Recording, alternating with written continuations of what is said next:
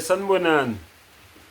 Le verse ke engikhuluma ngayo manje ikhuluma nawo wonke noma ngawo wonke umuntu olandela umholi oyimpumputhe naye ebe eyimpumputhe emholela egeheni lomlilo emlilweni ongenamkhawulo endaweni yokukhala nokugedla kwamazinyo egameni lokukholwa.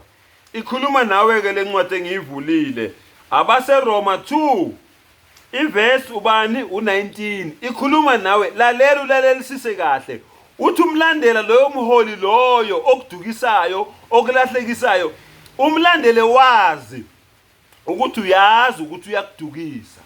Lalela ke 19 uzethembile wena ukuthi ungumholi wezimpumputhe ukhunywa ngalomholi wakho uhola ini impumputhe nina niyimpumputhe yena uwumholi wenu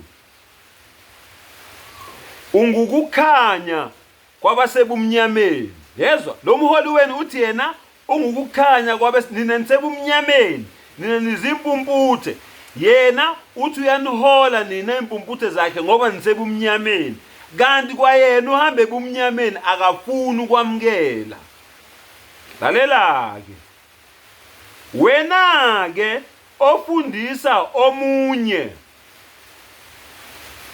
awuzifundisi wena na. 20 umyali weziwula nomfundisi wezingane unakho ukuma kokwazi nokweqiniso emthethweni. 21 wena ke ofundisa omunye awuzifundisi wena na.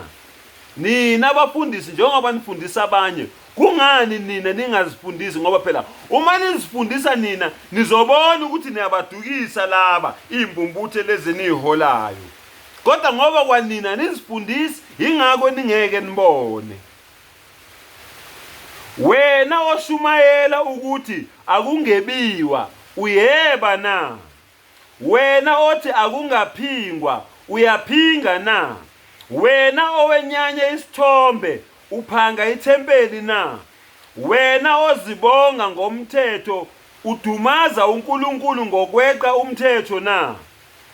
Ngokuba igama likaNkulunkulu liyahlanjalazwa phakathi kwabezizwe ngenxa yenu. Nezwa nina abafundisi nina abaholi igama likaNkulunkulu zonke izimvu zenu lezi eziphumputhayo eniholayo elithi nina ihambe ebumnyameni kanti ifakwa yini ebumnyameni igama likaNkulunkulu liyahlanjalazwa ngenxa yani ngenxa yenu njengalokho kulotshiwe.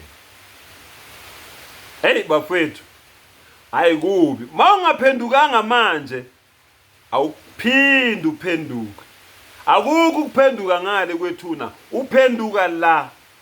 Mawungangilalelanga manje ngiyakutshela uyoyisola uyongikhumbula mhla ufica ukufa lo mkhonzayo manje lo mholi wakho okudukisayo okulahlekisayo athi mkhonza angeke umbone ethuneni. Mawufuna ukwazi ukuthi ethuneni uzobonani Luka 16 verse 19 wehle nayo. Ngiyabonga.